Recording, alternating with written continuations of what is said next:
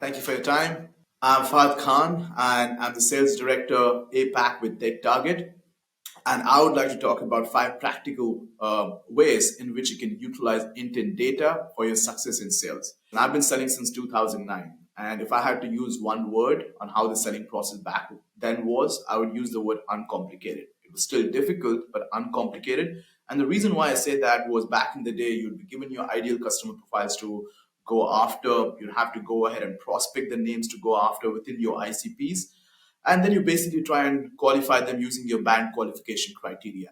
You try and do that right now, and you'll be discarded in no time because the expectations of the prospects have changed. They expect you to know their profiles, their experience, and more importantly, what their pain points are. The first practical ways which I'm going to give away is personalize your particular outreach, right? And the reason why I say that is these particular technology buyers are getting about 40 emails, 8 phone calls, and 13 social media messages every week. So it's really important for you to stand out in this particular cluttered market. So personalization adds a human element to it, right? People buy from people they like, and because it gives customers that comfortable factor and added confidence when you understand their pain points and understand that you care about them.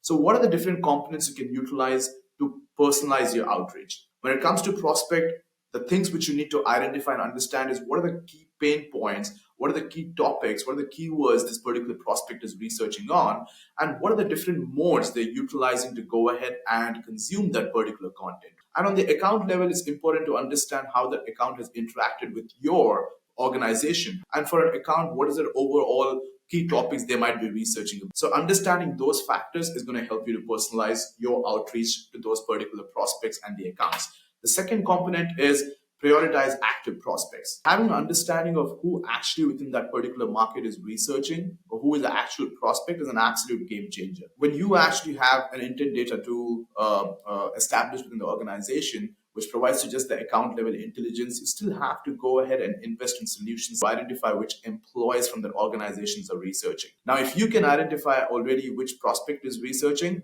that eliminates so much of time wastage for your sales folks because you know exactly who to go after in that organization. What is active prospect? Now, TechTarget defines active prospect based on a combination of two elements, which is recency and relevancy.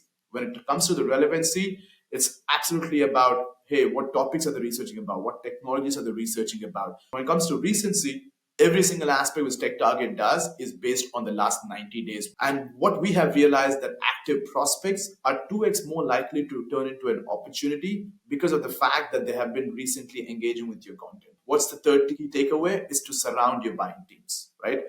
There's a whole new term doing the rounds called consensus buying at this particular point. It's not the individuals who are making the decisions when it comes to big B2B purchases right now, B2B tech purchases. It's the entire team getting involved.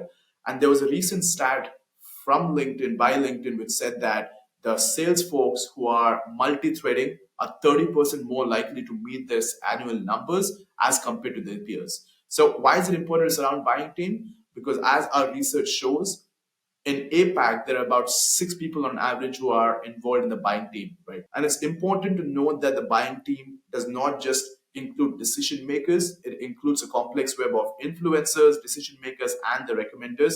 So it's highly important that you don't discard any specific kind of titles based on what your preconceived notions are, and continue to surround the buying team because it's all intertwined right now when it comes to these particular solution purchases. Tip number 4 is flagging customers at risk for churn.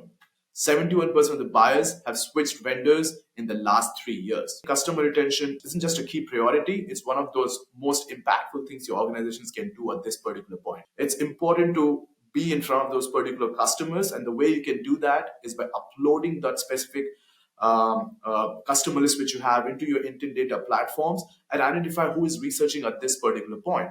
And that kind of enables you to get in front of them, create a game plan by identifying, hey, which are my customers who might be in the particular market, and go ahead and target them in accordance. Last but not the least is create competitive plays.